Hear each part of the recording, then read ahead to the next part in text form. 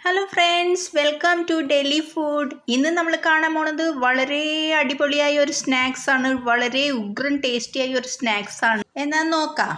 2 cup മൈദ എടുത്തിട്ടുണ്ട്. ഇതിന് മൈദ നന്നായിട്ട് അരിച്ച് കട്ടിയൊന്നും കൂടാതെ നമുക്ക് അരിച്ചെടുക്കാം. ഇത് അരിച്ചെടുക്കണ്.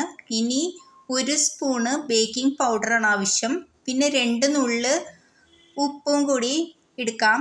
പിന്നെ ഒരു വലിയ കരണ്ടി 3 ടീസ്പൂണോളം വരും നെയ്യ് ഉരുക്കിയത് കൂടി എടുത്തിട്ടുണ്ട്. ആദ്യം ഇതെല്ലാതും കൂടി നമുക്കൊന്ന് മിക്സ് ആക്കി എടുക്കാം. എന്നതിന് ശേഷം വെള്ളം ഒഴിച്ച് മെല്ലെ മെല്ലെ നന്നായി എല്ലാ ഭാഗത്തും വെള്ളം ഒഴിച്ച് നന്നായി ഇങ്ങനെ മിക്സ് ആക്കി എടുക്കാം.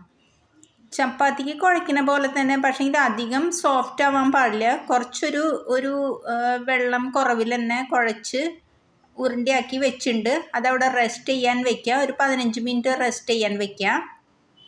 ഇനി നമുക്ക് പഞ്ചസാര സിറപ്പ് ഉണ്ടാക്കാം. അതിന് 1 ഗ്ലാസ് വെള്ളം, 1 കപ്പ് പഞ്ചസാര എടുത്തിട്ടുണ്ട്.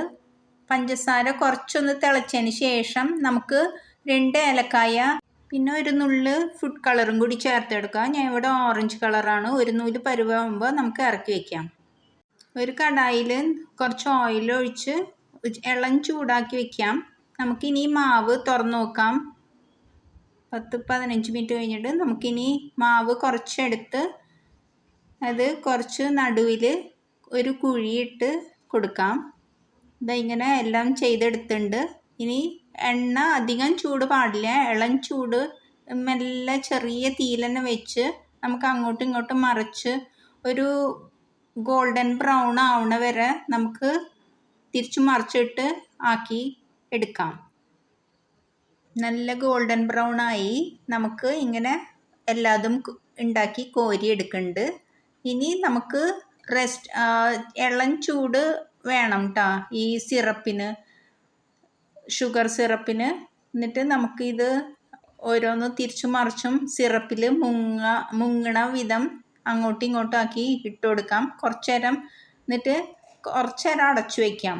ആ സിറപ്പൊക്കെ ഉള്ളിൽ കയറുന്ന വരെ. നമ്മളിത് ഇപ്പോൾ ഒരു 10-15 മിനിറ്റ് വീണ്ടും കഴിഞ്ഞുകൊണ്ട് എടുത്ത് നമുക്ക് ഇത് നോക്കാം എങ്ങനെയാണ്. ഇത് പൊട്ടിക്കുമ്പോൾ ഉള്ളിൽ കുറച്ച് സിറപ്പൊക്കെ കയറിയുണ്ട്.